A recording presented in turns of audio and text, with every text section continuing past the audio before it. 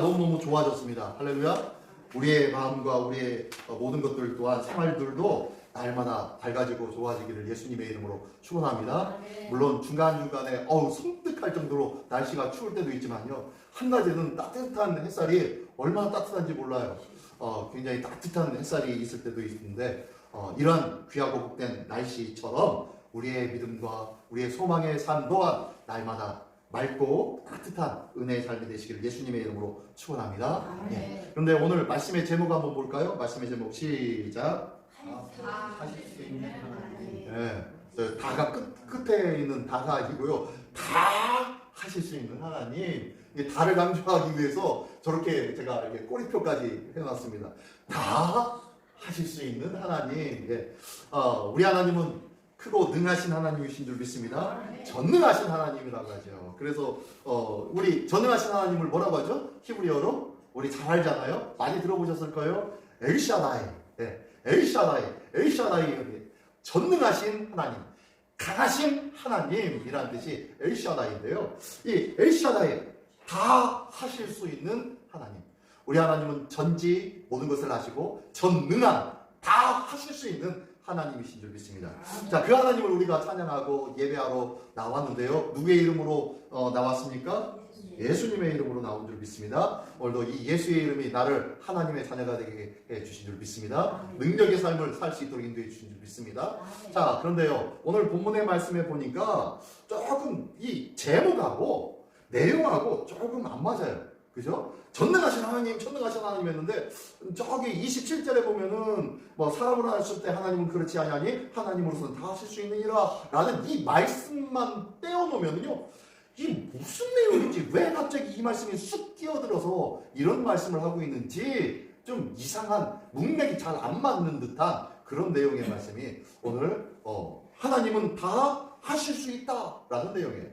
왜냐면요, 이 내용의 23절, 오늘 처음 첫 절의 말씀에 보면요, 뭐라 나와요? 한번 읽어볼게요. 23절 시작.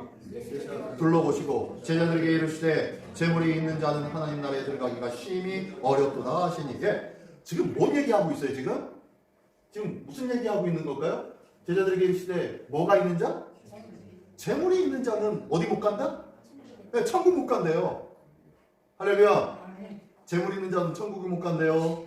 자, 지금 오늘부터 재물이 있으시면 지문서금, 땅문서금 다 털어가지고 교회에다가 내십시오. 예. 재물 있으면 천국 못 간대요. 다 내셔야 돼요. 예. 그런 미단이 많죠? 이렇게 설교하는 미단들이 많습니다. 어쨌든 지금 이 재물 얘기를 하고 있는데 갑자기 전능하신 하나님 얘기를 해요. 다 하실 수 있는 하나님. 그 얘기를 하네요. 요 내용 좀 한번 볼게요. 왜 갑자기 전능하신 하나님과 재물 얘기하고 같이 맞붙어 있는지. 자, 이 말씀을 보면은 뭘 알아야 돼요? 이 말씀이 왜 나왔는지를 알아야죠. 그죠? 왜 갑자기 이 이야기, 예수님께서 갑자기 둘러보시고 제자들만 따로 불러가지고 제자들한테, 얘들아, 재물이 있는 자는 하나님 나라 못 들어가기 어렵단다? 그러면서 그런 얘기를 갑자기 해주시는 거예요.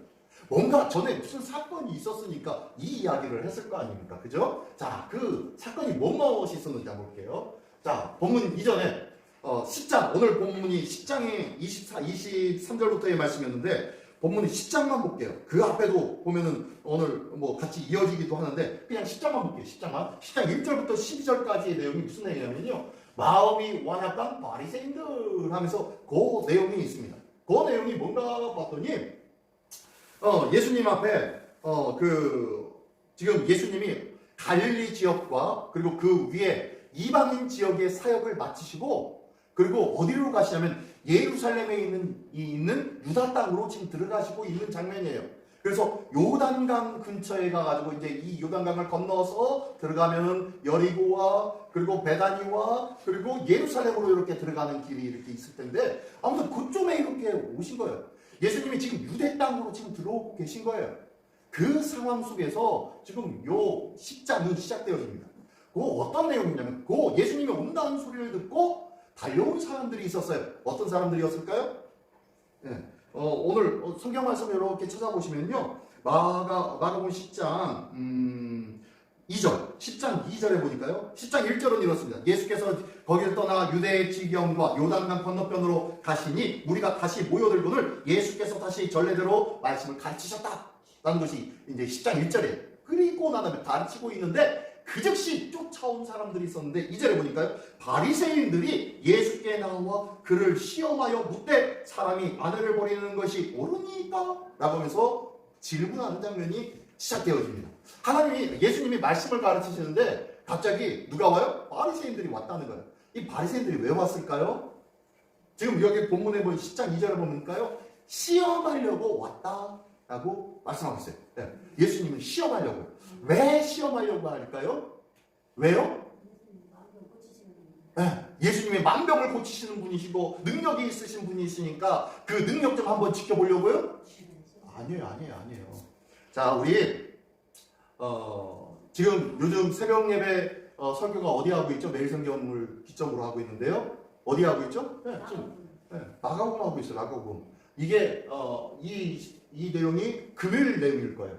금요일 아침에 보였던 것이 1절부터 10절까지고 13절부터 22절까지가 어제 토요일 내용이었고 그랬을 거예요. 이거 새벽에 하셨던 분들은 이 내용이 무슨 내용인지 알아요.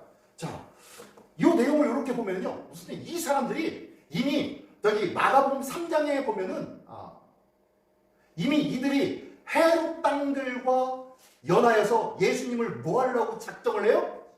죽이려고 작정을 했었어요. 이미 몇 장부터? 마가복음 3장부터.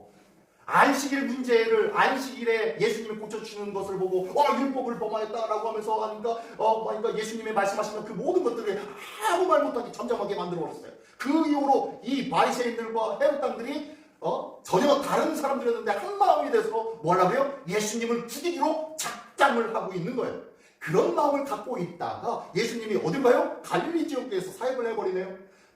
예수님이 유대 사역은 별로 하지 않았어요. 거의 다 갈릴리 지역에 거하고 있으면서 갈릴리 지역에 있으셨어요. 그러다 보니까 예수님이 왔다라는 소리를 듣고 달려나간 거예요. 예수님이 저 요단강 근처에 있다고 가보자. 봤더니 예수님이 또 가르치고 있네요, 뭔가를.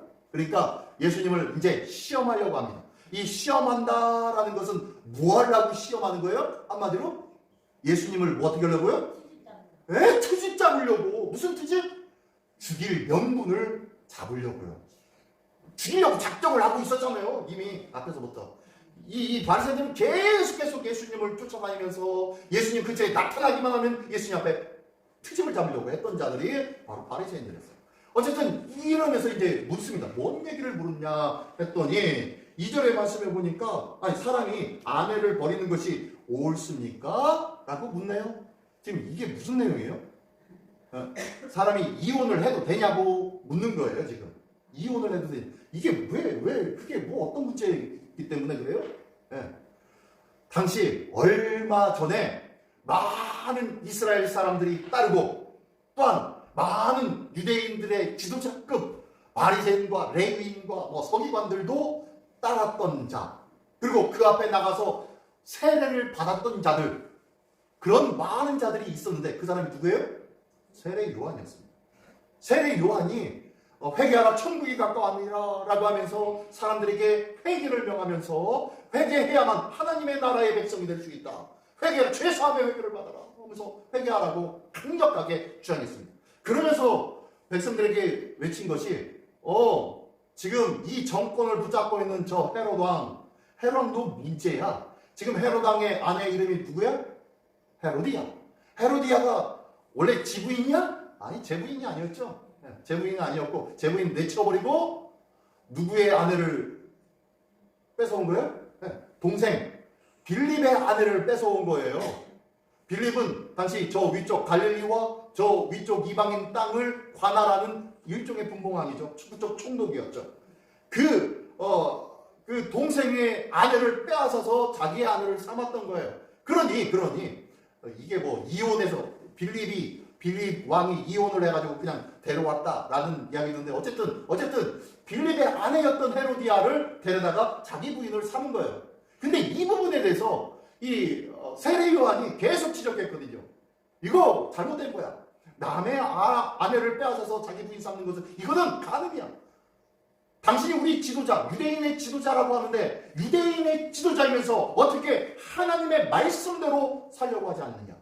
네가 잘못했다라고 하면서 끊임없이 지적을 하였고, 이 지적받았던 헤롯과 헤로디아는 끊임없이 이 사람을 죽이려고 했었죠. 그래서 잡아서 감옥에 가둬뒀다가 헤롯은 가끔 가가지고 만나보면 이야기하고 대화하는 가운데 큰 감동을 받아요. 감명을 받아요. 그러다 보니까 대단한 사람이긴 사람인데 이 사람 죽일 수도 없고, 죽이자니 사람들이 또 뭐라고 하기도 할 것 같고, 또 죽이자니 또 내가 보기에도 별로 나쁜 사람 같지도 않고 굉장히 은혜도 많이 받고 있는데 라는 부분들, 그리고 함부로 죽였다는 이 하나님의 사람 같은데 내가 어려움을 당할 것 같아, 큰 벌을 받을 것 같아서 죽이지 못하는 가운데 결국에는 자기 생일날 헤로디아의 딸이 춤추면서 있는 거, 그리고 그 딸한테 야 네가 원하는 것 이 나라 절반이라도 내 떼어줄 테니 원하는 대로 얘기해 라고 하니까 자기 어머니 헤로디아가 그러면 세례 요한의 목을 소반에 담아 주십시오 라고 요청해서 어쩔 수 없이 목을 베어서 줬죠. 자, 그 사건이에요. 그 사건이 있는지 지금 얼마 안 된 거예요. 몇 년이 되지 않은 거예요. 1, 2년밖에 되지 않았던 것 같아요. 그러다 보니까 이 사건이 아직까지도 흉흉하고 있고, 이 이스라엘에게 영적인 리더십으로 생각하고 있었던 많은 사람들이 이 부분에 대해서 깨름직해 하고 있었어요. 그 부분이 바로 이 헤롯과 헤로디아의 이러한 결혼 문제였다는 거예요. 그래서 이 부분을 대놓고 예수님 앞에 올려놓는 거예요. 예수님 앞에 질문하면 예수님이 또 헤롯이 굉장히 싫어하는 이야기를 하겠지? 왜? 지금까지 예수님이 한 말은 세례 요한이 한 말하고 비슷하니까 분명히 또한 저 예수님도 세례 요한이 한 말처럼 동일하게 얘기할 거야. 그러면 그것을 빌미로 어떻게 하면 돼요? 예수님을 고발해야 돼요. 그러면 예수님을 잡아가지고 손 안 대고 코 풀 수 있잖아? 라는 마음으로 지금 예수님 앞에 물어보는 거예요. 결혼을 했는데 어떻게 아내를 버릴 수 있습니까? 라고 하니까 예수님이 뭐라고 대답합니까? 그러면 모세는 뭐라고 말씀하시든? 하고 묻죠. 그랬더니 모세는 이렇게 해가지고 써서 주기만 하면 된다고 이야기합니다. 뭐라 그래요? 이 4절에 보니까 이르되 모세는 이혼증서를 써 주어 버리는 일을 허락하였나이다 라고 하면서 이혼증서 써주기만 하면 버릴 수 있다는 거예요. 그러니까 예수님이 뭐라고 합니까? 그거는 하나님의 뜻이 아니다. 그것은 하나님의 뜻이 아니요, 너의 마음이, 우리 인간들의 마음이 늘 완악하기 때문에 어쩔 수 없이 그렇게 써준 것 뿐이야. 하나님의 마음은 그것이 아니라는 것 너희도 알잖아. 왜? 하나님께서 남자와 여자를 창조하시고, 그리고 부모를 떠나 남자와 여자가 결혼하여서 한 몸이 되게 해 주셨는데, 사람의 힘으로는 갈라세울 수가 없는데 어떻게 사람의 힘으로, 사람의 방법으로 갈라세울 수가 있겠느냐? 하나님의 뜻은 절대로 갈라쓰는 것이 없어 라고 해서 말씀하고 있는 거예요. 어쨌든 그 얘기가 바로 이 1절부터 10절까지 있습니다. 이 질문 안에는요 딴 것이 없어요. 다른 많은 사람들은 예수님이 그리스도냐 아니냐 이 부분에 관심이 있는 거예요. 예수님이 그리스도에서 우리를 해방하실 수 있는 분이냐, 우리를 새로운 하나님이 역사하신 다윗의 나라를 회복하실 분이냐 라는 것을 말씀하는지 아닌지 이것이 궁금한데, 이 바리새인들은 뭐가 궁금해요? 그딴 거 관심 없어요. 어떻게 하든 꼬투리를 잡아서 고소해서 죽이기만 하면 돼요.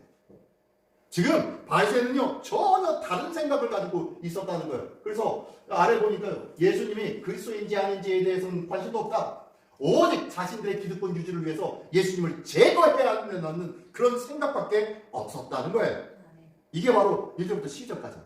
자, 그리고 난 다음에 그 다음에 보니 두 번째, 그 다음에 13절부터 16절까지의 내용에는 무슨 내용이 있냐면요, 이 하나님의 나라를 얘기합니다.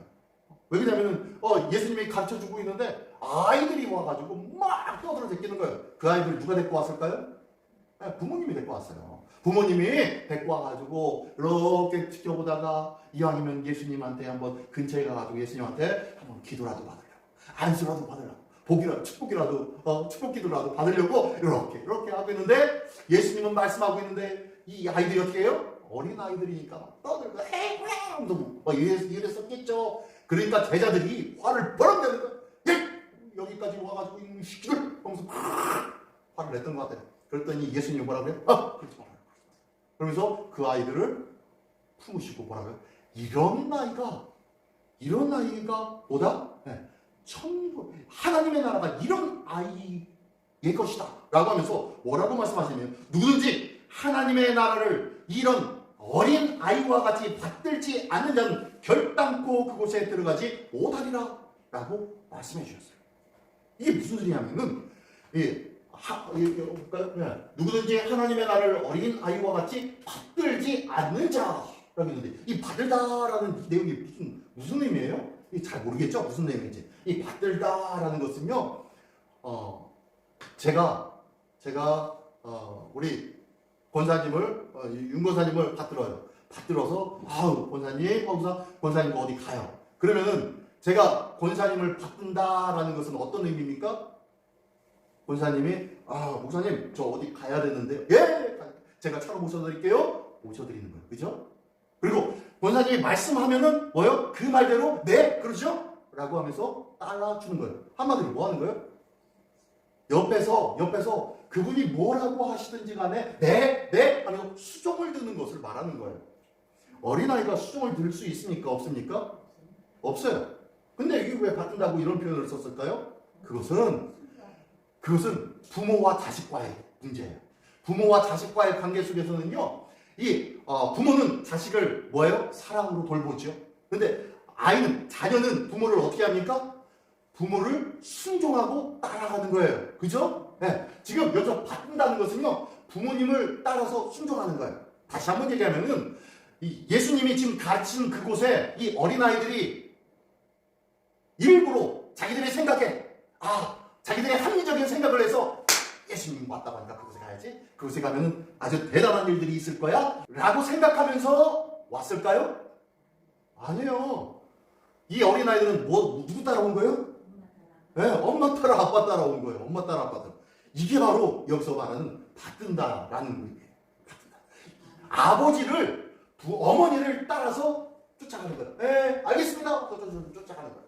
지금 이 어린아이들은 누구를 받드는 거예요? 부모님을 받드는 거예요. 자, 이 어린아이가 부모님을 따라서 여기까지 왔는데 이 어린아이처럼 이렇게 부모님을 따라 부모님을 받들면서 살아가는 부모님을 따라 살아가는 자처럼 이런 자가 되어야만 하나님의 나라가 임하는 거야 라는 것을 가르쳐주고 있습니다.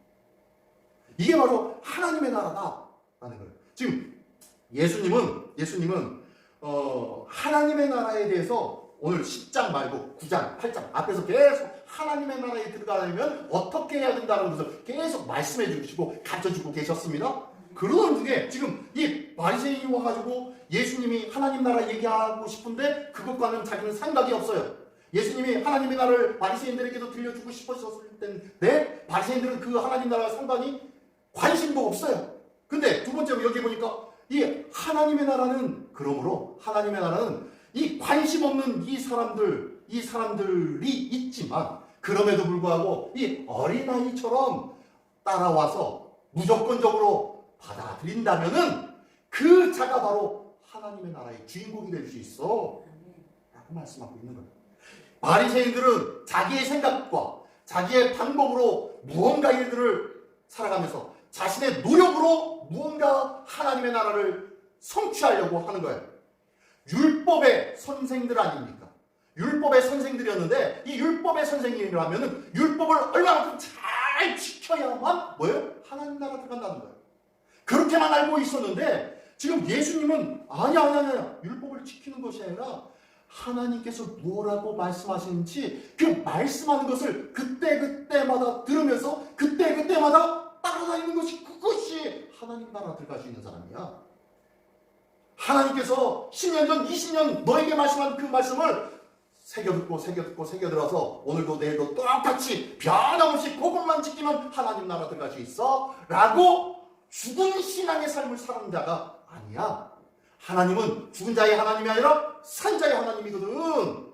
그러면서 어린아이를 대놓고 이 어린아이처럼 이라고 말씀하고 있는 거예요. 자, 그러면서 그리고 난 다음에 세 번째로는요.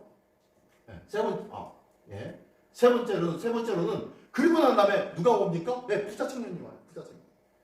부자 청년이 와요. 우리 교회도 부자가 왔으면 좋겠어요. 자, 부자 청년이 와요. 부자 청년이 와가지고 보니까 예수님 어떻게 해야만 영생을 얻을 수 있습니까? 라고 묻습니다. 그랬더니 예수님이 영생을 위해서 뭐라 그래요? 영생을 위해서 보니까 17절의 말씀을 보니까요. 네가 어찌하여 나를 선하다고 일컫느냐? 하나님 한 분에는 선한 이가 없다라고 하시면서 네가 계명을 안 하니 계명 지켰냐? 라고 하니까 네 그럼요. 이거 다 어려서부터 다 지켰습니다. 라고 얘기합니다. 예, 영생을 위해서 갈구하는 것 좋아요. 그리고 율법을 지켰냐? 예, 지켰대요. 자, 그리고 난 다음에 예수님이 또 묻습니다. 예수께서 그를 보시며 사랑하사 자, 말씀을 지키며 살았대요. 얼마나 이쁜지 몰라요. 그래서 예수님이 또 얘기하십니다. 네가 아직도 한 가지 부족한 것이 있으니 네가 내게 있는 것을 다 팔아 가난한 자들에게 주라. 그리하면 하늘에서 보화가 내게 있으리라. 그리고 와서 나를 따르라. 라고 하는 거예요. 이 부자 청년은요. 자기가 부유한 삶을 살아가고 있는 것. 이것은 뭐의 근거라고 생각한 거예요? 내가 부자가 돼서 사는 것은 누구로부터 뭘 받았다? 하나님으로부터 뭘 받았다? 복 받았다는 거예요. 복 받았다는 거예요. 그래서 당시 사람들은요. 부자로 산다는 것은 복 받은 사람들이에요. 가난하게 사는 사람들은요. 회개할 죄가 많고 화가 있는 자 그리고 하나님의 징계를 받은 자들이에요. 그래서 건강한 자도 복 받은 자고요. 병에 걸린 자는 죄 받은 자, 징계를 받은 자예요. 이렇게 생각하고 있었던 사람들이 많았다는 거예요. 이런 가운데 있었는데 지금 예수님이 그래요. 그래. 그래서 예수님 율법을 지켰냐? 다 지켰대요. 그래. 아이고 이쁘다 사랑하사 말씀하시는데 그러면은 이제 네가 가지고 있는 거 다 받아서 가난한 사람들 다 나눠주고 이제 너 따라와 라고 했더니 뭐라고요? 이 사람이 뭐라고요? 22절의 말씀 한번 보이시나요? 한번 읽어볼까요? 시작. 그 사람은 재물이 많은 고로 이 말씀으로 인하여 슬픈 기색을 띠고 근심하여 가니라. 재물이 많으니까 근심하며 갔대요. 그러면 재물이 없는 사람은 근심을 할 필요가 있다 없다? 없네요. 이야 할렐루야. 재물 없는 것이 복입니다. 할렐루야. 아니 지금 예수님의 말씀대로 보면은요 재물이 없는 게 복이네요. 정말로 그런가요? 정말로 우리는 가난하게 사는 것이 복입니까? 힘들고 어렵고 다른 사람들 꾸지 못해서 어쩔 수 없고 일주일에 한 끼만 먹으면서 겨우겨우 그렇게 사는 게 복입니까? 아니잖아요. 그죠? 그런 건 아니에요. 예수님께서 말씀하신 것은 그러면 부와 천국은 부자는 천국에 들어가지 못한다고 아까 말씀하신 것 같은데 아니 그러면 그 얘기가 아니잖아요. 뭔 얘기를 하자는 겁니까? 그래서 23절에 보면 오늘 그러면서 이제 본문에 나오는 거예요. 본문에 부자 청년이 너 다 팔고 다 나눠주고 나 따라와 라고 했더니 근심하면서 갔대요. 그리고 난 다음에 예수님이 따로 제자들한테 모아가지고 얘들아 부자 재물이 있는 자는 하나님 나라에 들어가기 어려워 라고 얘기한 거예요. 지금까지 제자들은 뭘 생각하고 있었어요? 하나님의 복 받은 사람이 부자니까 저 부자는 죽어도 하나님 나라의 직행으로 갈 수 있겠구나. 저희 삶으로 보여지잖아. 삶으로 나타내잖아. 삶으로. 그러니 얼마나 복을 많이 받았으면 얼마나 하나님 앞에 신실했으면 저런 복을 받을 수 있었어. 아브라함을 봐, 이삭을 봐, 야곱을 봐, 욥을 봐, 솔로몬을 봐. 그 화려하고 어마어마한 재산을 가지고 있을 수 있었던 이유는 하나님으로부터 복 받은 자였기 때문 아니야. 그러므로 부자들은 다 복 받은 자들이야 라고 생각하고 있었던 사회적 관념이 그렇다는 거예요. 그러다 보니까 이 제자들도 예수님을 따랐어요. 뭘 위해서? 나중에 주님의 나라가 임하시면은 그 옆에서 한 자락 얻기 위해서 뭔가를 얻기 위해서 나의 모든 것을 다 팔고 따랐나이다 라고 나중에 이 제자들도 얘기하잖아요. 이 예수님이 지금 23절부터 25절까지 말씀해 보니까 부자는 천국에 들어갈 수 없다. 낙타가 바늘게 들어가는 것이 부자가 하나님 나라에 들어가는 것보다 쉽다라고 얘기하니까 이에 대해서 깜짝 놀라는 거예요. 누가? 제자들이. 왜 놀라요? 자기들이 지금까지 알고 있었던 것과 다르거든요. 부자는 천국에 들어가야만 되는데 못 들어간다니 이게 무슨 소리인가? 그러면서 막 자기들끼리 웅성웅성대면서 뭐라 합니까? 그럼 예수님 누가 천국 갑니까? 누가 구원받습니까? 라고 26절과 27절에서 말씀하고 있어요. 그랬더니 예수님이 뭐라고 대답하십니까? 사람으로는 못 가지.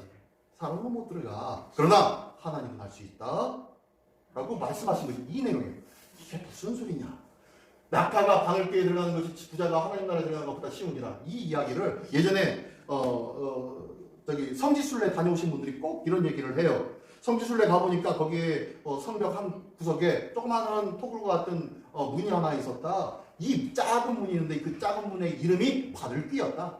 그래서 이 바늘귀를 지나가려면 낙타가 짐을 가득 채워서 이 문을 지나갈 수는 없고, 낙타가 지고 있는 모든 짐을 다 내려놓고 낙타가 무릎을 꿇고 고개를 숙여가지고 겨우겨우 지나갈 수 있는 문이 바로 이 바늘귀라는 문이다. 그러므로 우리의 신앙도 이 낙타가 바늘귀에 들어가면 더 쉽다라고 한 그 이야기가 바로 이 이야기를 빗대어서 한 얘기다 라고 많이들 설교도 하고 그렇게 들어오기도 했었을 거예요. 그래서 우리의 자존심을 버리고 교만함을 버리고 겸손하게 다 내려놓고 하나님 앞에 나가는 자만이 온전히 들어갈 수 있다 라고 그렇게 들었어요. 그렇게 듣는 분들이 많아요. 근데 아닙니다.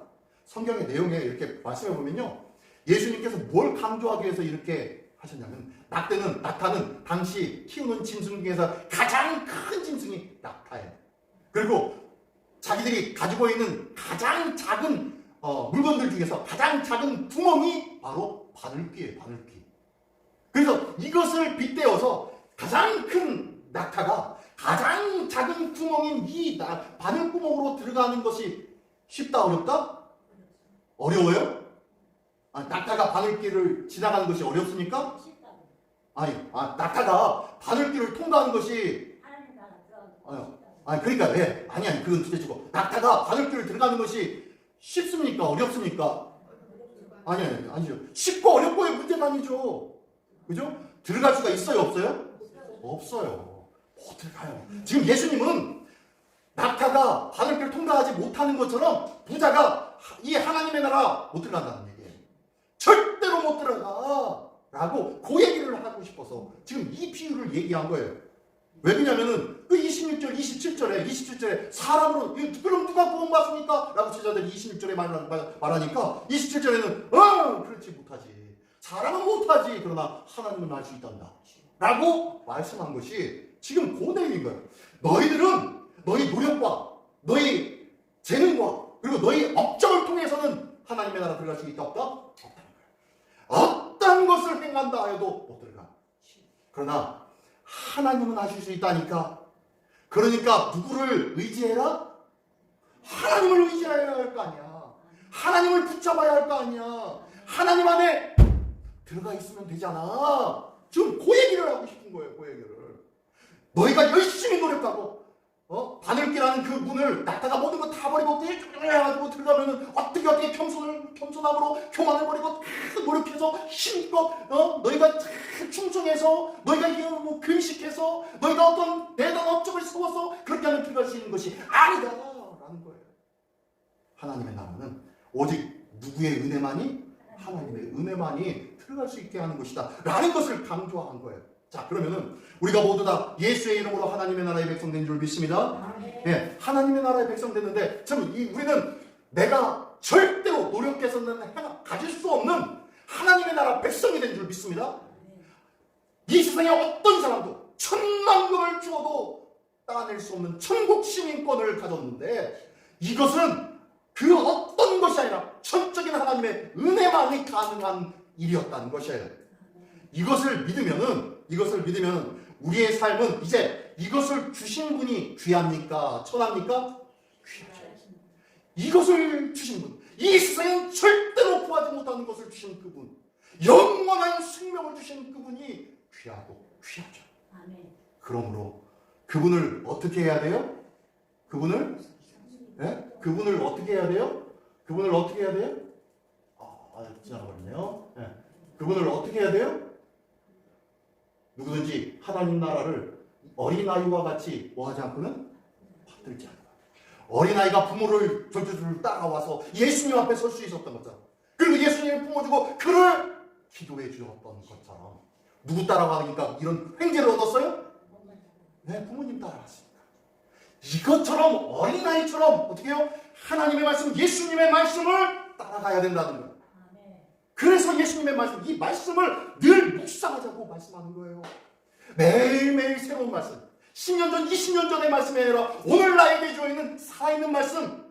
오늘 나에게 준 따끈따끈한 따끈한 그 말씀을 먹고 영적인 양육으로 취해서 살아가자는 거예요. 이 귀한 은혜가 있기를 원합니다. 지난 한 주간 동안 우리 이예수 권사님이 금식 기도하실 때 그래서 오늘 뭐 제가 오시면 점심 맛있는 거 사드릴게요 했는데 점심 사 드실 수나 있을런지 모르겠어요. 못 드시죠. 일주일 금식 하셨으면 집에서 이제 미음부터 드셔야 되는데 저기 뭐 이렇게 가만히 보니까 식사를 못 하실 것 같아요. 그럼 우리 최 지사님하고만 같이 식사할게요. 어쨌든 금식을 했습니다. 힘도 빠져요. 모든 것이 금식하는 이유가 뭐예요? 금식하는 그 의미가 뭡니까? 하나님, 저는 이제 나를 살리고 나를 생명력 있는 삶을 살게 하는 이 음식을 취하지 않겠습니다. 그러면서 나의 육신은 이제 뭐 했습니다? 죽었습니다. 나의 몸은, 나의 육신은 죽었습니다. 라고 고백하는 것이 금식이에요, 금식. 그러면은 우리가 먹는 음식이 영양가 있고 좋은 음식, 질 좋은 음식이면 우리가 건강하게 다시 일어나고 힘을 얻고 일어설 수 있겠네요. 그죠? 그것처럼 하나님의 말씀을 10년 전, 20년 전의 말씀이 아닌 오늘의 말씀으로 날마다 보양하시기 바랍니다. 하루하루가 그 양식으로 다시 바뀌어지는 건강해지는 삶을 살 수 있게 될 줄 믿습니다. 묵은 쌀도요. 제가 묵은 쌀을 많이 먹어봤잖아요.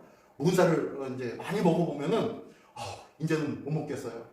저 어렸을 때는 저희 집에 이제 전분미를 많이 먹었어요. 예전에 부산 살 때 전분미를 먹으면요, 진짜 지금 생각만 해도 다시 그 밥을 어떻게 먹었나 싶을 정도예요. 근데 요즘 이제 쌀을 이제 사 먹잖아요. 사 먹으면 이제 제가 알아서 사 먹는 게 아니라 그래도 뭐 유명하고 맛있다고 하는 그런 것들 인터넷에 보고 그래가지고 사 먹는데 어떤 때는요 인터넷에 올려진 평가가 그냥 거짓으로 올려놓은 것 같아요. 사가지고 먹었더니 무슨 한 2년 정도 된 묵은 쌀 같은 그런 쌀을 보내준 거예요, 인터넷으로. 그러니까 어떤 때는 굉장히 맛있는 쌀이 왔다, 어떤 때는 아주 맛없는 쌀이 왔다, 뭐 이러면서 그럴 때가 많이 있는데, 그러면 밥솥에서 밥하고 난 다음에 딱 뚜껑을 열면은요 그 밥이 그 하얀 그 반짝반짝 빛나는 그런 기운이 쫙 올라와야 되는데 묵은 쌀로 하면요 니리끼끼 합니다. 그냥 진짜 뜨기도 싫어요. 뜨기도. 제가 일단 구매해가지고 애들한테 이제 같이 먹는 거니까 그거 애들한테 떠주려고 이게 뭐죠? 이거 주걱으로 뒤집어가지고 하는데 미안해요. 하나님의 말씀도 오늘의 말씀이 나의 양식 되기를 원합니다. 이런 양식인, 자, 오늘 그 얘기하려고 한 것이 아닌데, 자, 어쨌든 이렇게 받드는 것이 바로 부모님의 말씀을 쫓아가듯이 하나님의 말씀을, 오늘의 말씀을 그때그때 맞춰서 움직이는 것, 이런 자가 하나님의 나라의 것이래요. 자, 그러면서 두 번째로는요, 예수님이 이 이야기를 하니까 이 제자들이 그러는 거예요. 예수님, 저희도 모든 거 다 버리고 예수님 쫓았습니다. 라는 거예요. 예수님 부르실 때 베드로와 요한과 야고보는 어떻게 해요? 배도 버리고 그물도 버리고 또 부모님, 아버지도 버리고 예수님을 쫓은 적이 있죠. 네, 모든 것을 다 버리고 저희는 쫓았습니다. 라고 했는데 그 쫓았던 그 마음에는 뭐가 남아있어요? 아직까지? 예수님을 쫓아가면 뭐가? 보상이 있겠다. 뭔가 보응이 있을 거야. 뭔가 한 자리 차고 나면 이런 마음으로 예수님을 쫓았던 것이 당연합니다. 그죠? 그랬더니 예수님이 뭐라고 말씀하시냐면 29절로 30절까지의 말씀을 보니까요. 29절로 39절까지 예수께서 이르시되 내가 진실로 너에게 이르노니 나와 복음을 위하여 집이나 형제나 자매나 어머니나 아버지나 자식이나 전토를 벌인 자는 현세에 있어 집과 형제와 자매와 어머니와 자식과 전토를 100배나 받대. 할렐루야. 100배 받는데요. 우리 주님을 따르기를 원합니다. 자, 그런데 박해를 겸하여 받고 뭐와 함께 받는다고요? 박해를 받는다. 내세의 영생을 받지 못할 자가 없느니라. 예, 이제 죽어서 천국 간다는 거예요. 천국 간다는 거예요. 이제 그 얘기를 하는데 우리는 이 땅에서 어머니나 자매나 전토나 뭐 재물에 100배나 받는다는 이것에 꽂혀가지고 이야 끝내주네 라고 하고 있습니다. 근데 예수님은 그 얘기를 하고 있는 것이 아니라 그 다음에 박해를 겸하여 받는다 라고 얘기했어요. 여러분, 예수님 믿으면서 이렇게 100배나 받으셨습니까? 못 받으셨어요? 못 받으셨어요? 저는 받았는데. 자, 이 100배는 뭐예요? 이 100배는 뭐예요? 교회입니다. 교회. 이 보니까요. 교회 보니까 여기 집과 형제와 자매와 어머니와 자식, 이거 다 누구예요? 예수 그리스도가 십자가의 피로 맺어주신 영적인 형제요 자매요 가족을 얘기하고 있는 거예요. 영적인 가족. 예수님이 십자가에서 못 박혀 돌아가실 때 예수님과 그 옆에 누가 있었어요? 요한이 있었잖아요. 제자 요한이. 그래서 어머니에게 모르죠. 여자요 보소서. 옆에 보소서. 옆에 누구 있습니까? 요한 저 아이가 당신의 아들이니이다. 요한아 이 옆에 봐라. 어머니가 바로 너의 어머니다. 라면서 십자가상에서 새로운 가족을 엮어주셨어요. 이게 바로 십자가상의 아름다운 가족입니다. 이게 교회. 우리 시민교회가 우리 모두가 다 형제요 자매인 줄 믿습니다. 부모요 자식이요 모두가 다 한 가족이라는 거예요. 그러다 보니까 네 돈이 내 돈이고 내 돈이 네 돈도 될 수 있는 거예요. 서로가 초대교회 때문에 모든 것을 자기의 것으로 하지 아니하고 모든 것을 나눠주고 같이 한 마음이 되어서 살았던 때가 초대교회의 모습이지 않습니까? 네, 그 나라의 현현이에요. 하나님의 나라가 그렇다는 거예요. 대신 이 땅에서도 이런 일들이 곧 있을 거야. 100배나 받는 경우가 있어. 그러나 뭣도 있다? 밖에도 있어. 밖에도. 뭐가 있어요? 십자가가 있다는 거예요. 십자가가 없이는 영광이 없는 줄 믿습니다. 죽음이 없이는 부활이 없는 줄 믿습니다. 네, 맞아요. 나의 삶에 십자가와 같은 고난이 있어야만 그 이후에 넘치는 하나님의 은혜와 기쁨이 있는 줄 믿습니다. 이 귀한 은혜가 우리 모두의 것이 우리 모두의 삶 속에서 날마다 경험되어 준 은혜가 되기를 예수님의 이름으로 축원합니다. 자, 그러면서 맨 마지막에 뭐라고 하냐면요. 먼저 된 자로 나중 되고 나중 된 자로 먼저 된 자도 있다라고 합니다. 뭔 얘기하는 거예요 지금 이게? 네. 하지만 그럼에도 불구하고 중간에 떨어져 나가는 자들도 있어. 바뀌는 순서가 바뀐 자도 있어 라고 얘기합니다. 이 먼저 된 자가 누구예요? 먼저 된 자. 너희가 생각하는 먼저 된 자는 부자겠지. 부자가 하나님 나라에 그냥 직속으로 하나님 나라에 들어갈 거라고 생각했던 그 부자는 하나님 나라 못 들어간다니까. 그러므로 부자는 이제 먼저 된 자로 나중되어서 못 들어가는 자고, 나중되었다고 취하고 있는 너희가 죄인이라고 얘기했던 자들, 세리와 그리고 여자들과 그리고 병든 자들과 가난한 자들과 거지와 너희들이 외면하고 있는 자들, 그런 자들이 하나님의 나라에 먼저 들어갈 수 있어 라고 말씀하고 있는 거예요. 왜요? 왜 그렇습니까? 네, 부자는 아직까지 이 모든 내가 누리고 있는 이것이 누구 거예요? 내 거니까 예수님이 다 버리고 가난한 자에게 나눠주고 날 쫓아라 라고 했을 때 못 쫓아간 거예요. 예수님을 못 쫓아간 그 이유가 바로 먼저 된 자로서 나중돼 버린 거예요. 우리 삶에 예수님이 나의 삶의 가치의 중심이 되기를 원합니다. 나의 삶의 최고의 가치가 예수님이 되어질 때에 내가 가지고 있는 것, 이거 보잘것없는 거라는 것을 느끼는 줄 믿습니다. 이 귀한 은혜가 우리 모두에게 있어서 오직 주님만을 붙잡고 다 하실 수 있는 전능하신 하나님, 그분을 붙잡고 의지할 때 내가 가지고 있는 지금에 있는 것 다 내려놓을 수 있게 될 줄 믿습니다. 내가 가지고 있는 많은 이 땅의 재물과 이 땅의 많은 명예와 많은 권세들 예수님의 이름이면 내려놓을 수 있는 줄 믿습니다. 그리하여 하나님의 나라에 먼저 된 자가 되시기를 예수님의 이름으로 축원합니다. 제가 나서 목소리 기도할 때 하나님, 내가 먼저 됐던 자 아니었습니까? 하나님, 내가 예수 믿은 지 20년이요 30년이요 40년이요 라고 하면서 나는 오래전부터 하나님의 자녀였다라고 자부심을 갖고 있었지 않았습니까? 하나님, 이렇게 먼저 되었던 그것이 하나님을 바라보는 믿음을 가리우는 일이 되지 않게 하여 주시옵소서. 나의 믿음의 디딤돌이라고 생각했던 것들이 걸림돌이 되지 않도록 주님, 오늘도 새로운 믿음 주시고 새로운 말씀 허락하여 주시옵소서. 이렇게 다 같이 한 목소리로 기도하겠습니다. 할렐루야. 하나님 아버지 감사합니다. 오늘도 하나님 나라의 온전한 믿음의 가치를 기준에 두고 살아가는 자들과 하여 주시옵소서. 나의 삶의 진정한 가치는 어느 부분에 있었는지, 세상의 물질도 아니요, 명예도 아니요, 공덕도 아니요, 그 어떤 선한 일도 아니요, 말씀을 따라 한 절 한 절 다 되뇌이며 지켰던 그런 행함도 아니라는 것 다시 한번 기억하게 하여 주시고, 온전히 하나님만을 의지하며 나의 삶의 진정한 가치의 중심은 오직 하나님이십니다, 오직 주님이십니다 라고 믿고 주의 말씀만 오늘도 청종하는 자들이 하여 주시옵소서. 그 말씀이 나의 삶의 생약 같은 은혜가 있게 하여 주시고 나의 심령을 회복시키시며 하나님의 나라를 다시금 풍성하게 소유하는 하나님의 백성으로 살게 하여 주시옵소서.